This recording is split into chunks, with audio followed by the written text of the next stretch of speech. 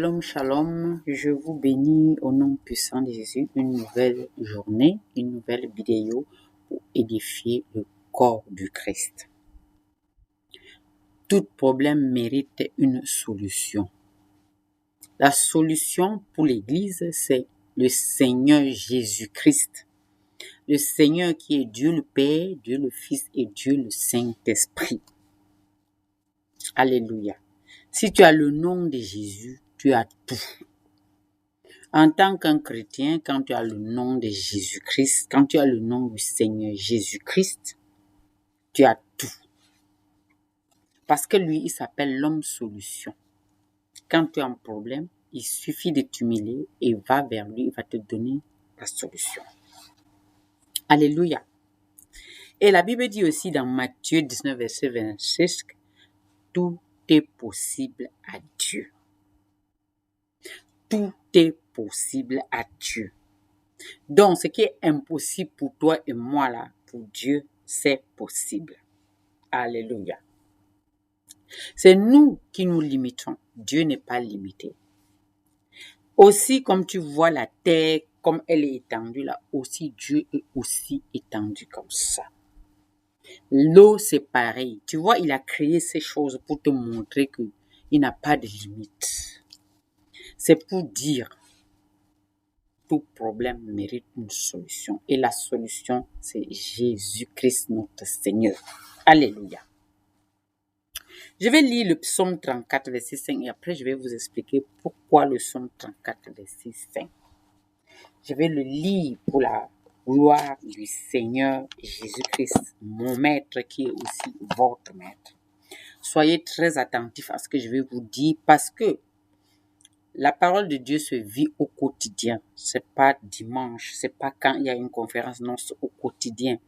Ton intimité avec le Seigneur doit être au quotidien, je vous ai toujours dit depuis des années. Alors je vais lire Somme 34, verset 5. Qu'il soit comme la paille dans le vent, lorsque l'ange de l'Éternel les balayera. Alléluia. Nous savons que la Bible est vraie. Donc, je vais expliquer à une chrétienne ou à un chrétien. Tu sais, le mariage, c'est le plan parfait du Seigneur Jésus-Christ. Alors, une des choses que le diable fait pour déstabiliser les familles, c'est de détruire les couples. Alors, je parle à une femme qui est en couple et pas n'importe quel couple. Par exemple, tu n'étais pas chrétien, alléluia, tu t'es divorcé de ton premier mari et puis Dieu t'a fait grâce de te remarier avec le deuxième mari. Mais maintenant, dans ces mariages-là, il y a toujours le combat.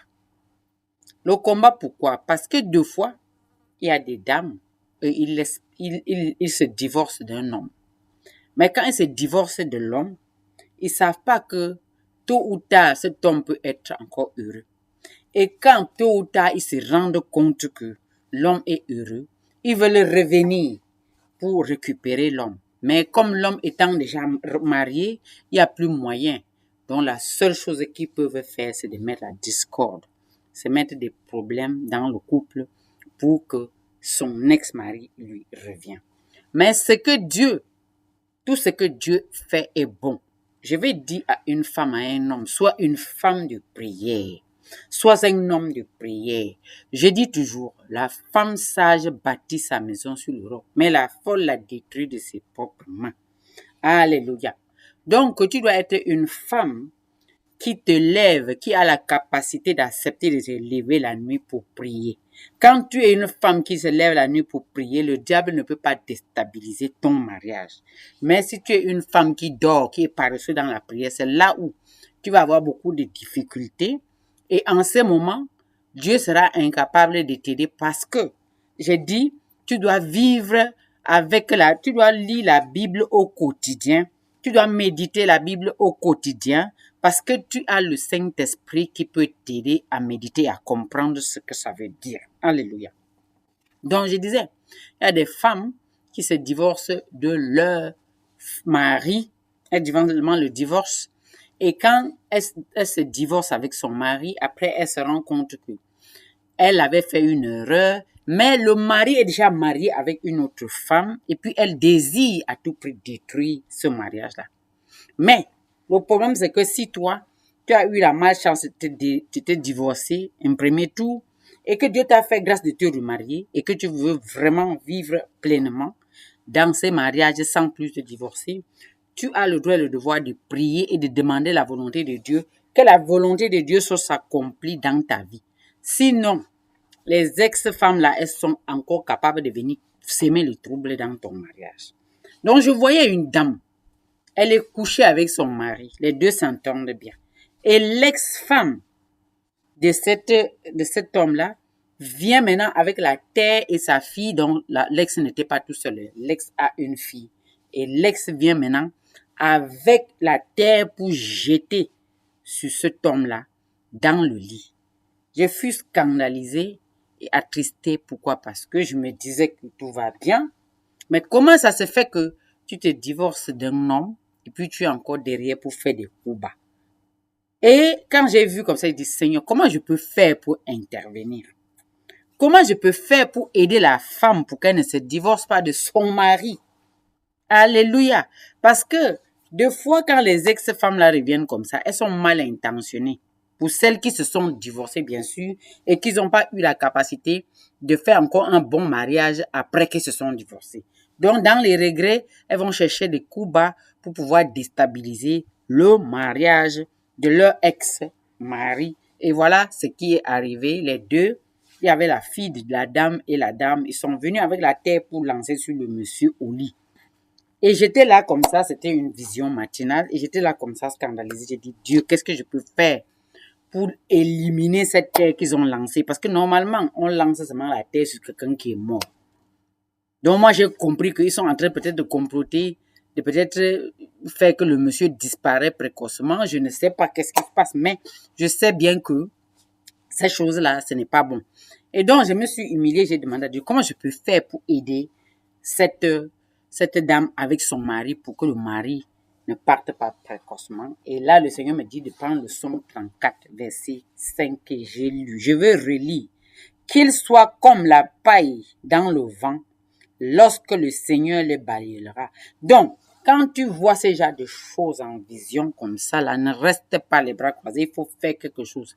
Tu dois dire que l'ange de l'Éternel balaie tout ce que l'ennemi a mis sur cet homme-là au nom de Jésus. Que l'ange de l'Éternel balaie tous les terres, que les ex ou bien n'importe qui veut pas te voir épanoui et désire que tu partes précocement. Que ces gens soient comme des pailles emportées par le vent. D'accord? Que l'Éternel pourchasse ces gens-là et les met dans le chemin qu'il avait tracé pour eux. Parce que si tu ne fais pas ce genre de prière, tu vas te trouver que tu étais heureuse. Tu avais ton mari, vous étiez heureux. Et tout d'un coup, il y a des choses qui arrivent que tu ne comprends pas. Il faut savoir que avant que l'ennemi ne vienne frapper chez toi, ils se sont déjà préparés spirituellement. Même avant qu'on élimine quelqu'un, ils ont déjà préparé spirituellement. La personne est déjà préparée spirituellement à partir. Ils ont déjà préparé spirituellement à partir. Jusqu'à ce que quand ils agissent, ils arrivent seulement, ils agissent. Naturellement.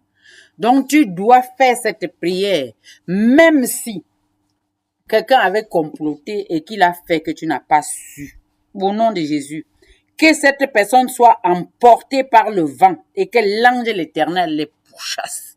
Que l'ange de l'Éternel pourchasse tous les ennemis de ta vie.